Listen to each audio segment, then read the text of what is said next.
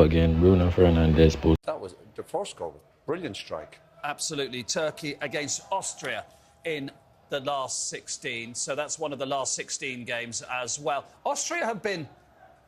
I don't want to patch... Well, I tell you this, let's put it this way, Gary. If you're a Manchester United fan with Ralf Rangnick at Austria, you're going, maybe the problem wasn't Ralf Rangnick after all. Well, no, they've been well set up. They look like they're sort of a real collective. They're probably one of the best teams so far in terms of how they've been organised. They haven't got any stars. I mean, even Sabitzer, you mentioned, who came to Old Trafford, but he's playing off the left, doing a great job for them, and they push up the pitch, really aggressive. And I always thought that at one point it looked like they may play England on this side of the draw, and it may still, but I wouldn't have wanted them in the second round because they could have been really awkward. Yeah, absolutely they are. OK, we'll take a break, and in a couple of moments... France and these teams, but of course, the form England are in, they can't get carried away. They know they have a tough game coming off the weekend. They can't underestimate anybody. They've done that before and it backfires on you.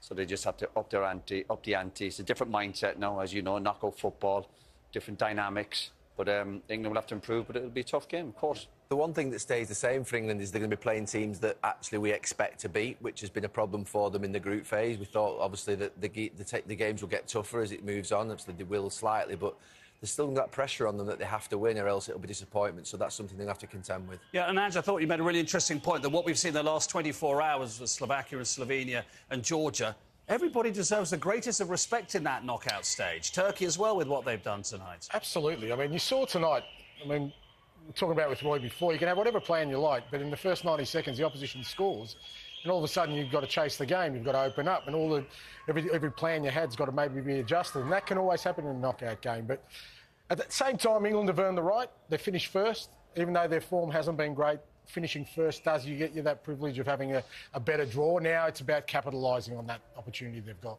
Let's have a look at the highlights from Georgia's great night. Georgia will play Spain in the last 16, and Ange just mentioned it. Whatever your plan may be, if you concede a goal as early as Portugal did, it goes out of the window. Gary, they took it so well on the counter-attack after Silva gave the ball away. Yeah, and this boy was always going to be the threat in that left channel.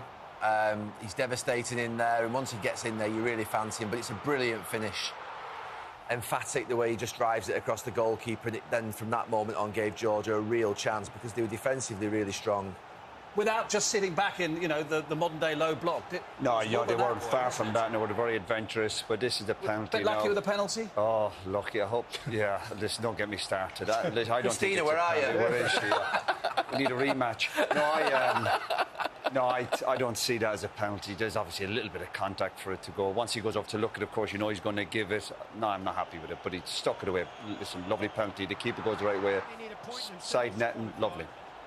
I think the issue is for everyone at home probably is there was obviously contact, but just how much contact there was. Is that your issue with it, Again, I just do not believe that that's what VAR was brought in for. The referee had a clear view. He saw it. He didn't feel that it was enough contact.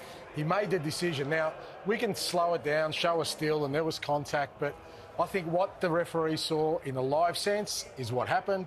Play on.